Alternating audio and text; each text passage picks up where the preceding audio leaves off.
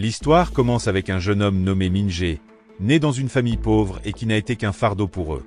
Pour couronner le tout, il a souffert d'une grave maladie dans son enfance, obligeant son père à lui donner un de ses reins pour le sauver. Sa mère, désespérée pour payer ses soins, a emprunté de l'argent à plusieurs sources, y compris la banque. Résultat, la situation financière de leur famille a sombré dans le chaos. Le harcèlement incessant de la banque n'a fait qu'accroître le sentiment de culpabilité écrasant de Min-jae. Min-jae s'est senti trompé par le prêt à taux d'intérêt soi-disant bas de la banque, qui s'est révélé être un piège menant à des difficultés sans fin. Rongé par la rancœur envers cette banque qui avait arnaqué sa famille, Min-jae a contacté un syndicat de fraude dirigé par un homme nommé Seok-go. Son plan était de vider les fonds de la banque avec l'aide de Seok-go, puisque ce syndicat était spécialisé dans la tromperie et la manipulation. En même temps, Min-jae a joué le rôle d'un jeune PDG désespérément en besoin de capitaux pour sauver son entreprise, ce qui a facilité l'approbation de son prêt par la banque.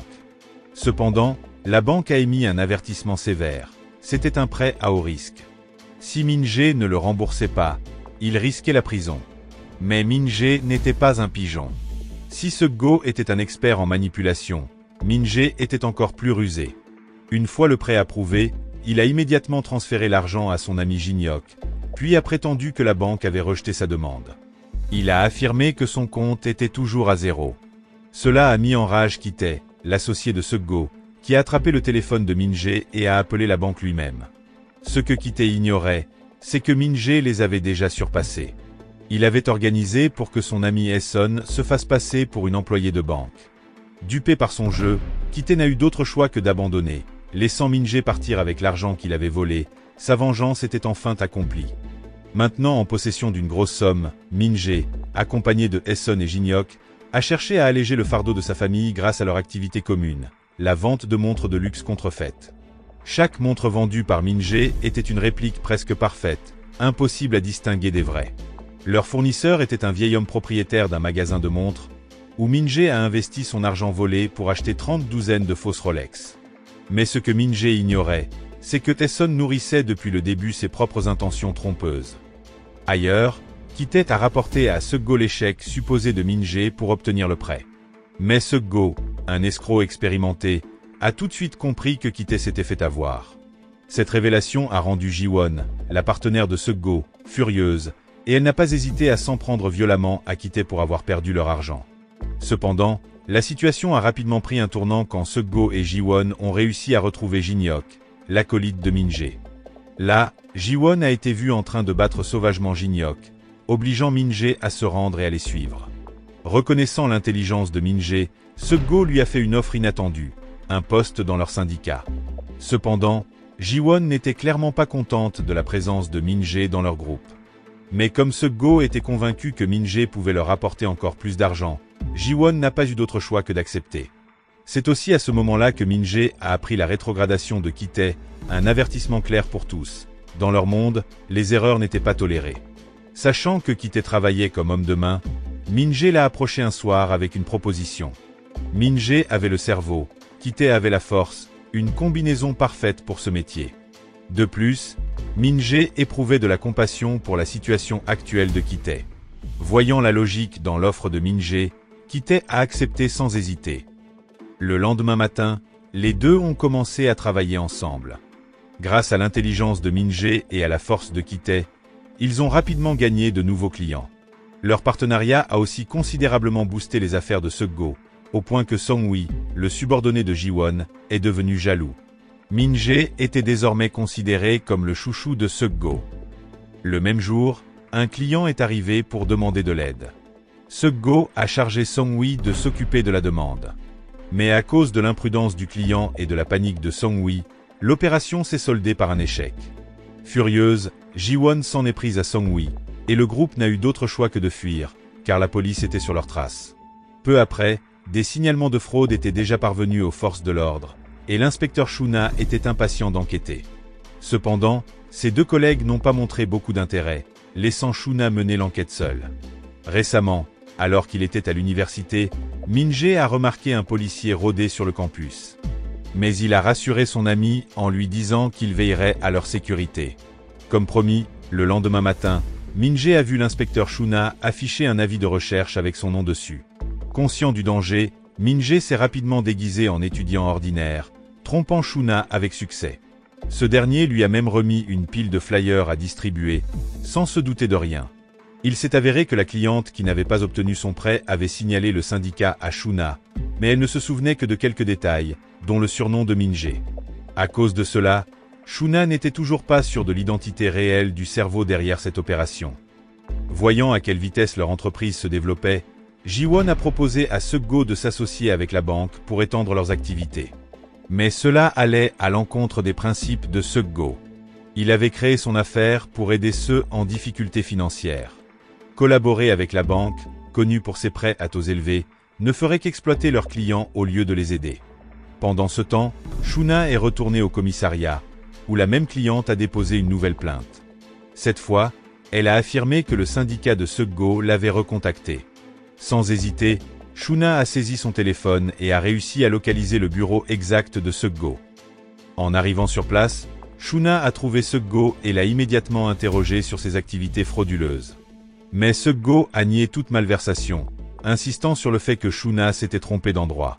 Avant que Shuna ne puisse réagir, Seok-go l'a habilement distrait et s'est rapidement échappé. Il a ensuite été révélé que Song-wi, poussé par la jalousie envers Min-jae, avait orchestré toute cette situation. Il avait soudoyé la cliente pour qu'elle révèle les secrets de l'entreprise. Réalisant que les choses lui échappaient, Seok-go a décidé qu'il était temps de prendre sa retraite.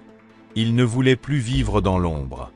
Avant de partir, il a confié à Min-jae sa base de données clients, espérant que ce dernier créerait sa propre entreprise, avec de meilleurs principes. Sans hésiter, Min-jae a fait appel à plusieurs des associés les plus fiables de Seok-go. Le premier était Hong-yoon, un expert financier qui avait été son bras droit pendant des années. Ensuite, ils avaient besoin de quelqu'un de doué en falsification, et c'est là que Jin-hyuk est entré en jeu.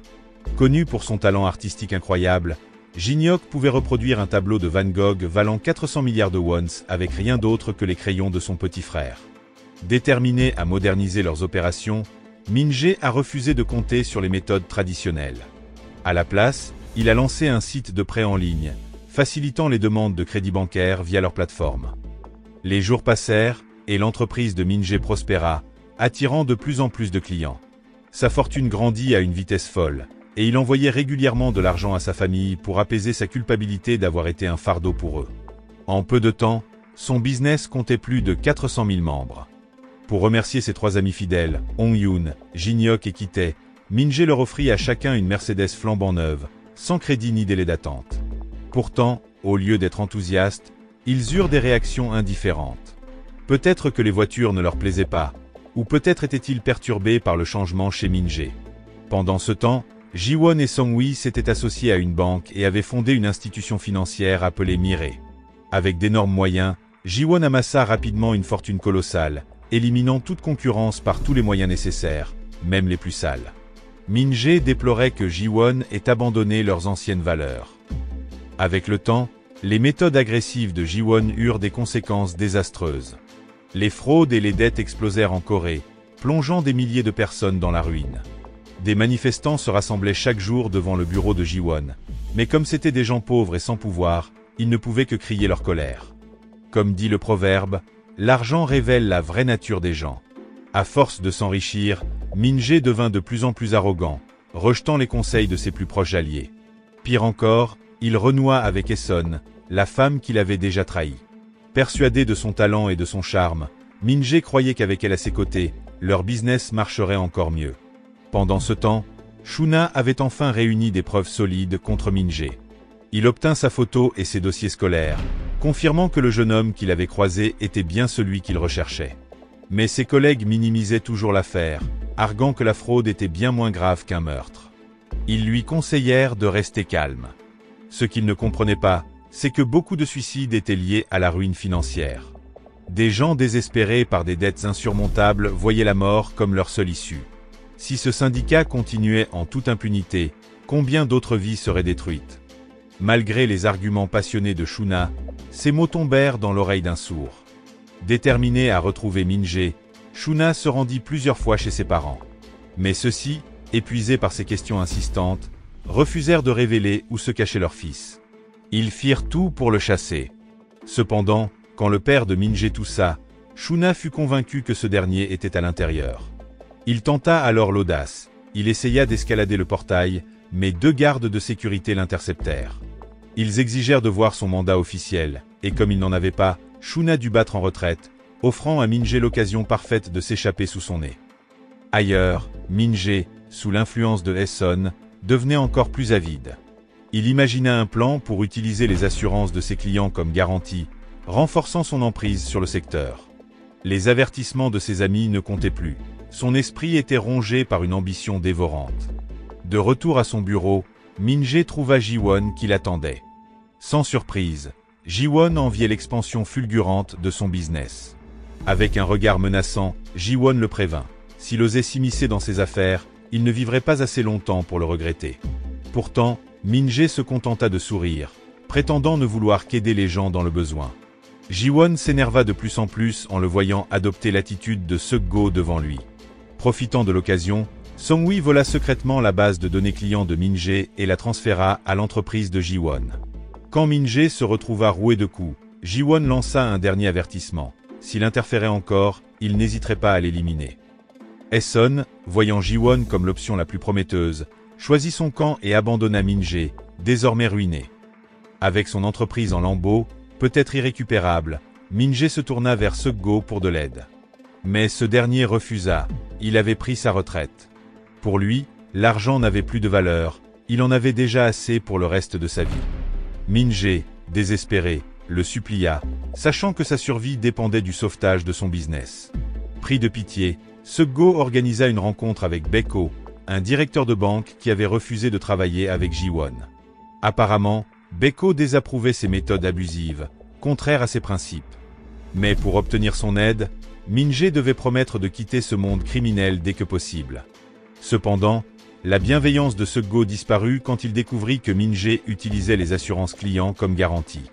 Furieux, il le confronta, mais Min-jae défendit obstinément ses actes, arguant qu'une assurance n'était pas différente d'une autre forme de garantie. Pour lui, c'était pareil. En réponse, Seok-go attrapa une bouilloire d'eau bouillante et en renversa le contenu vers Min-jae, qui esquiva de justesse. Seok-go lui demanda alors pourquoi il avait eu peur, puisque ce n'était que de l'eau. Il expliqua que même quelque chose d'aussi inoffensif que l'eau pouvait causer de graves brûlures et des cicatrices durables. Voilà la vraie valeur d'une assurance, dit-il. Protéger les gens, pas les exploiter. Ces mots transpercèrent Min-jae comme une lame. Il comprit qu'il était devenu aussi mauvais que Ji-won. Il avait trahi tout ce que Seok-go lui avait appris. Ce dernier lui dit alors adieu, l'exhortant à se rendre et à assumer ses actes. S'il refusait de changer, cette voie ne menait à rien. Pendant ce temps, Min-jae échappa de justesse à l'inspecteur Shuna. Voulant retrouver sa famille, il traqua leur nouvelle adresse et découvrit qu'il vivait désormais dans un quartier pauvre en périphérie de la ville. Quand il vit sa mère, sa colère explosa. « Pourquoi vous vivez ici alors que je vous envoie de l'argent chaque mois ?» Mais sa mère connaissait depuis longtemps l'origine de sa fortune. Elle n'avait jamais touché un seul centime.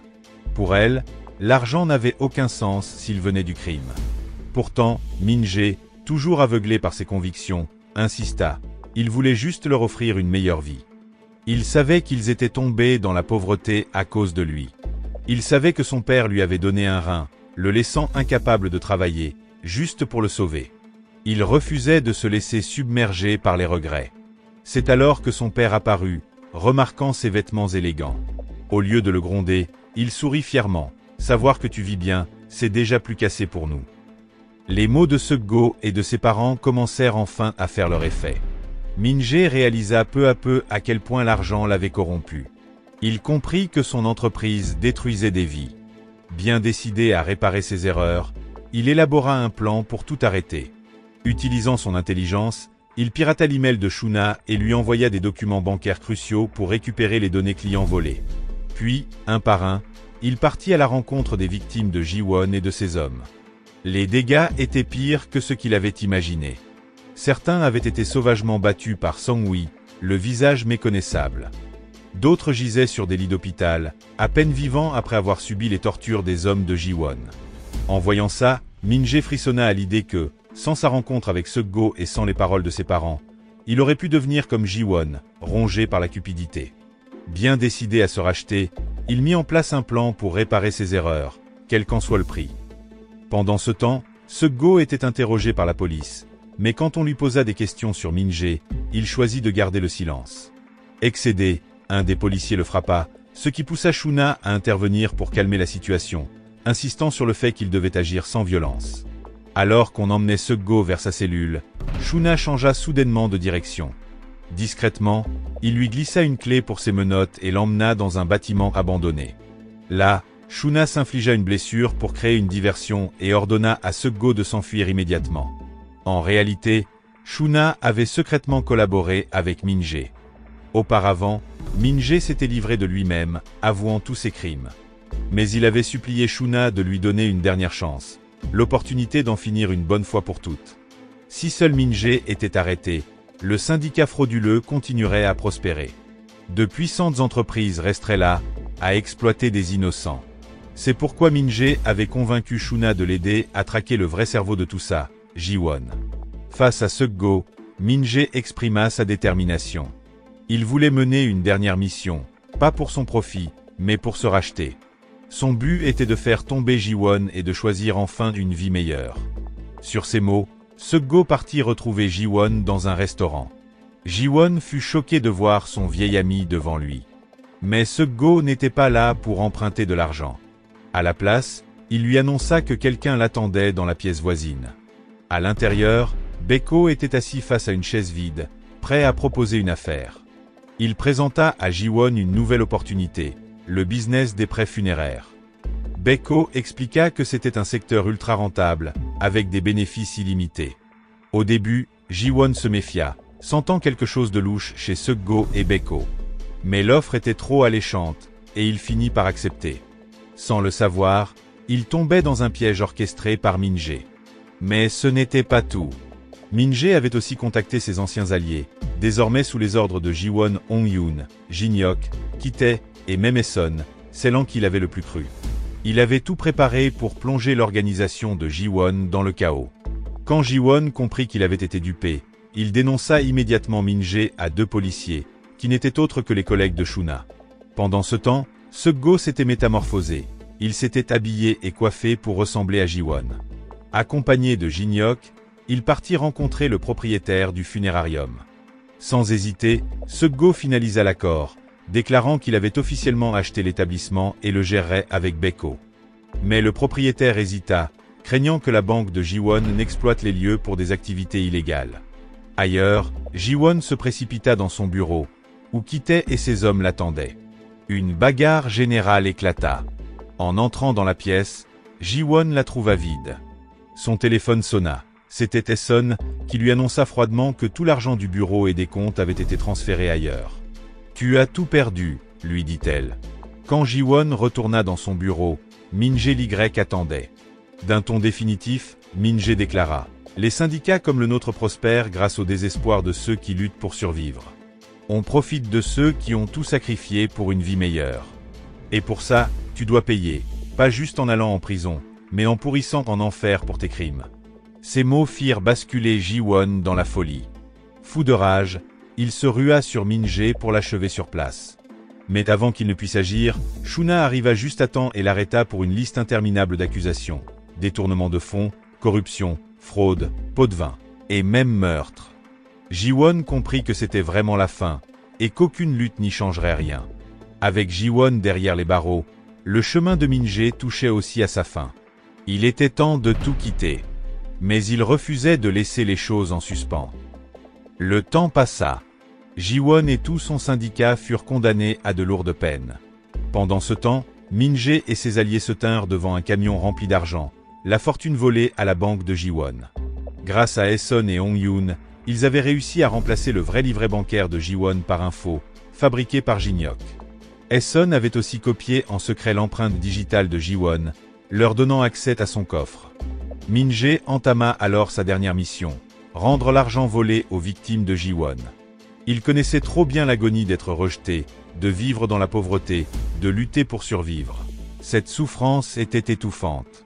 Alors, pour se racheter, il décida de rendre cet argent à ceux qui avaient souffert.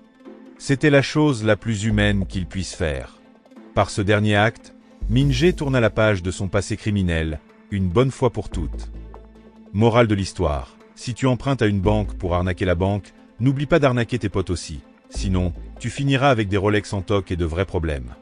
Et souviens-toi, même si t'es l'escroc le plus malin du monde, l'eau bouillante te rappellera toujours que l'assurance, c'est pas un jouet.